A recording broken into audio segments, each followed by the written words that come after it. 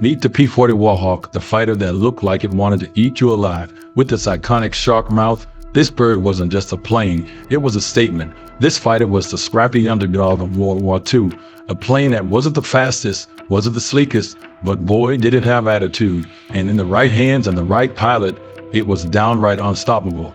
Today, we're diving into its history, its guts, its glory, and yes, its flaws. Buckle up. This ride is going to be fast, loud, and just a little bit cheeky. The Warhawk was born in 1938, a quick evolution of the Curry's P-36 Hawk. Engineers swapped out the radio engine for the liquid-cooled Allison V1710 V12, giving it a sleeker nose and a meaner profile. The radiator was tucked under the chin, creating that bulldog look we all know. It wasn't the fastest kid on the block, topping out around 360 miles per hour, but it was rugged, reliable, and could take a beating. Design schematics show a tough airframe, 6 50 caliber machine guns, and a cockpit that pilots described as cozy but functional. Cozy meaning don't stretch too much or you'll hit the canopy. Curtiss churned out 13,738 Warhawks, making it the third most produced American fighter of World War II. Variants had names like Tomahawk, Kitty Hawk, and Warhawk, depending on who flew them. The P-40B and C were early models, while the P-40E added more firepower.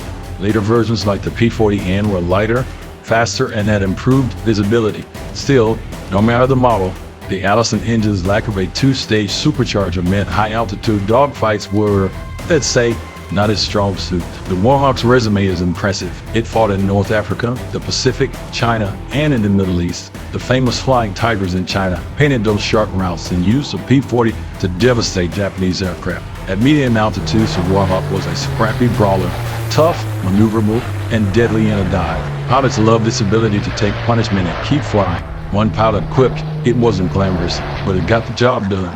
Of course, the Warhawk wasn't perfect against the German Bf-109 or Japanese Zero at high altitude. It was outclassed. Pilots had to fight smart, diving, slashing, and never lingering in a turning dogfight. Its climb rate was modest, its ceiling was limited, but hey, every hero has its flaws. Even Batman needs gadgets. Pilots had mixed feelings. Some adored his toughness and firepower. Others cursed his lack of speed compared to newer fighters like the P-51 Mustang. But nearly all agreed the Warhawk was dependable. It was the fighter you wanted when the odds were stacked and you needed a plane that wouldn't quit. Let's start with the Flying Tigers, the American volunteer group in China. These guys turned the Warhawk into a legend. With its rugged Allison engine and the ability to take punishment, the P-40 became the backbone of their fight against Japanese bombers.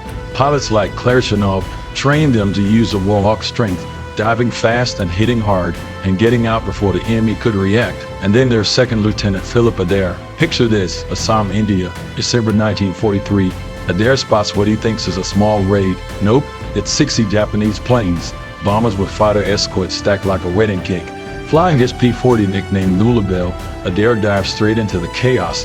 He pulls off wild maneuvers, weaving through formations, blasting bombers, and somehow surviving against impossible odds. His stunts weren't just gutsy, they saved his base, his comrades, and a hospital full of wounded soldiers. Sometimes victory wasn't about being faster, it was about being clever, unpredictable, and just a little bit crazy. By 1944, production stopped, and by the late 1950s, the Warhawk retired from frontline service. Today, surviving P-40s are prized warbirds, restored and flown at air shows around the world.